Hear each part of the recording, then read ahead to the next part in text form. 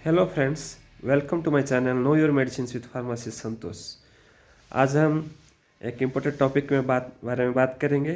जैसे कि आप सब लोग जानते हैं, कोल्ड और कफ का सीज़न इज़ गोइंग ऑन। तो उसमें हम कौन सा केस में क्या कफ सिरप यूज़ करेंगे।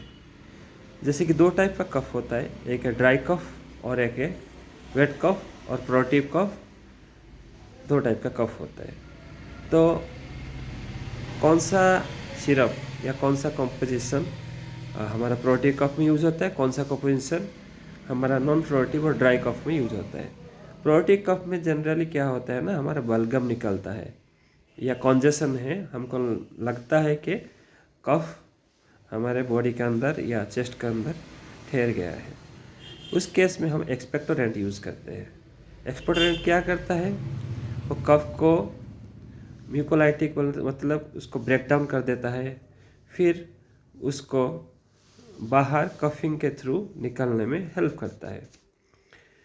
और अभी आप देख सकते हैं, फॉर एग्जांपल आस्कोरिल एलएस। आस्कोरिल एलएस एक एक्सपेक्टोरेंट है जिसमें हम पाते हैं लिवोसल्बुटामॉल, एम्ब्रोक्सल और ग्वाइफिनेशन।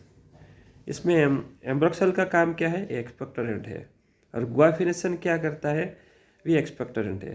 तो एम्ब्रोक्सल क्या करता है, break down the thick mucosa. जो म्यूकोसा हमारा जो कफ थिक हो गया है, चेस्ट के अंदर है, कॉन्जेशन है, उसको ब्रेक डाउन कर देता है एम्ब्रोक्सल। और ग्वाइफिनेशन उसको बाहर धकेल के निकलने में हेल्प करता है थ्रू कॉफिंग एंड सिलियर मूवमेंट्स। तो ये हो गया हमारा प्रोटिव कफ। और इसमें लिवोसल्बुटामॉल एक उपादान हम देखते हैं, ये है ब्रोंकोडायलेटर। जनरली हमारा एस्थमेटिक केस या एलर्जिक कफ केस में क्या होता है, हमारे ब्रोंकोस कॉन्जेशन हो जाते हैं, कॉन्स्ट्रिक्ट हो जाते हैं, तो एयर वे कॉन्स्ट्रिक्ट हो जाते हैं। उसमें हमको क्या होता है, हम एक अजब सा साउंड सुनते हैं, आवाज़ आते हैं, जो कि एस्थमेटिक पेशेंट में आप लोग देख चुके होंगे।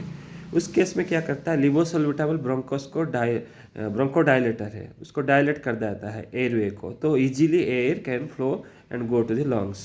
सो Ascoril LS is an expectorant, जिसमें कि हम पाते हैं लिवोसल्बुटामॉल जो है हमारा ब्रोंकोडायलेटर, और एम्ब्रोक्सल पाते हैं जो क्या करता है, हमारा ग्लूकोज को जो स्पुटम है उसको ब्रेक डाउन कर देता है, और ग्वाफिनेशन जो है एक्सपेक्टोरेंट है, वो बाहर धकेलने में उसको हेल्प करता है स्पुटम को। और एक कफ सिरप हम देखेंगे, आस्कोरिल डी। आस्कोरिल डी हम लोग सब जानते हैं, एक ब्रांड लीडर है भी। उसमें पाते हैं हम डेक्स्ट्रोमिथोर्फेन। डेक्स्ट्रोमिथोर्फेन क्या है, एंटीटोसिव है। ये ड्राई कफ को बंद कर देता है। कैसे बंद करता है, हमारा ब्रेन में एक रिसेप्टर है, कफ रिसेप्टर है, उसका थ्रेशोल्ड बढ़ा के हमारा ड्राई कफ को सप्रेस कर देता है। और इसमें आप पाएंगे फिनाइलएल्फिल हाइड्रोक्लोराइड। फिनाइलएल्फिल हाइड्रोक्लोराइड जनरली क्या होता है, हमारे कॉन्जेशन को क्लियर करने में हेल्प करता है।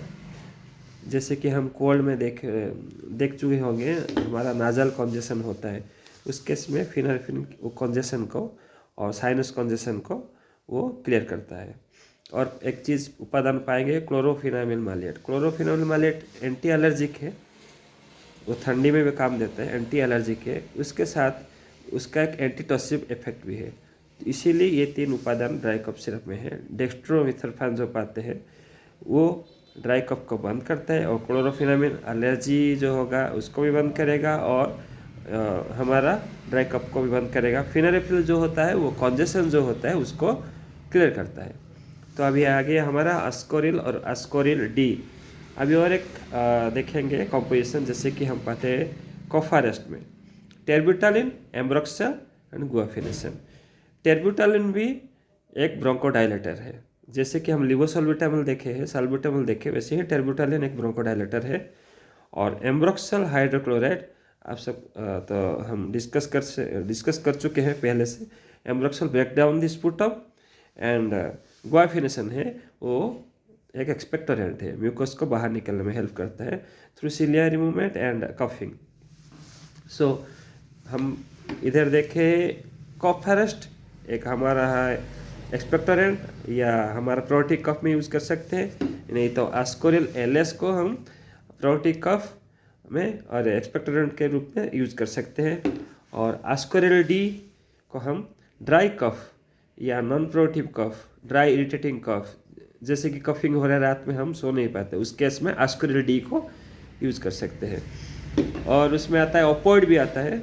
ओपियोइड में क्या होता है, हमारा कोडिन होता है, कोडिन सिरप्स, जो कि ड्राई कफ में बहुत ही अच्छा काम होता है। जैसे कि हालांकि ये जो इन जनरल अभी यूज़ नहीं हो रहा है, डॉक्टर का प्रिस्क्रिप्शन चाहिए, सभी चीज़ में डॉक्टर का प्रिस्क्रिप्शन चाहिए, लेकिन वो अभी नार्कोटिक ड्रग में है, इसीलिए हम उसको ऐसे ही यूज़ नहीं कर सकेंगे। जिसमें आता है हमारा कोडिन सिरप, वो भी ड्राई कप में बहुत ही अच्छा रिजल्ट देता है।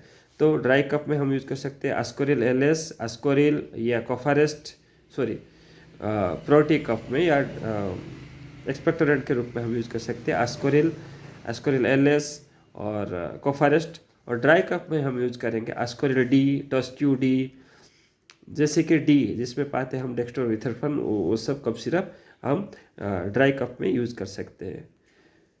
Thank you to stay with me in we have discussed about dry cough and weight of productive cough. ऐसे ही मेरे साथ बने रहिए और सब्सक्राइब कीजिए मेरा channel for new update on medicines. Thank you.